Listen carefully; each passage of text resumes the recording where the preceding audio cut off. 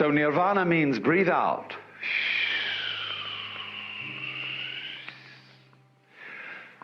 What a relief that was. The sigh of relief. Let it go. Because it'll come back to you if you let it go.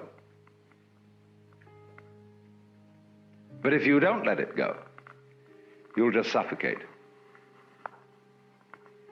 So a person in the state of nirvana is what we might call a blown out person. Like blow your mind. Let go. Don't cling. And then you're in the state of nirvana. And I re-emphasize the point. This is not, I'm not preaching, see? I'm not saying this is what you ought to do. I'm simply pointing out a state of affairs that is so.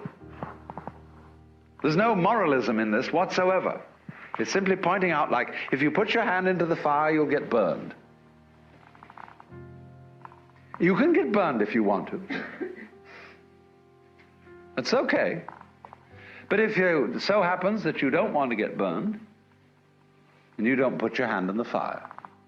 So in the same way, if you don't want to be in a state of anxiety all the time, and again I emphasize, if you like to be anxious, it's perfectly all right.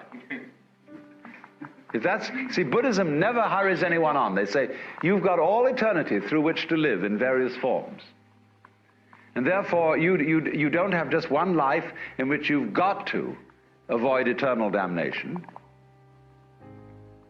You can go running around the wheel and the rat race and play that game just as long as you want to, so long as you think it's fun. But if there comes a time when you don't think it's fun, you don't have to do it. So I wouldn't say to anyone who disagrees with me and who says, well, I think we ought to engage the forces of evil in battle and put this world to right, and so on and so forth, and arrange everything in this world so that it's all up. Try it, please. It's perfectly okay. Go on doing that.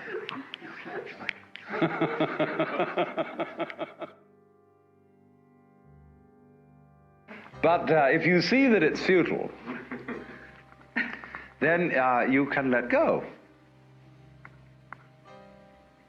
Don't try to cling. Relax. And if you do that, you're in the state of nirvana.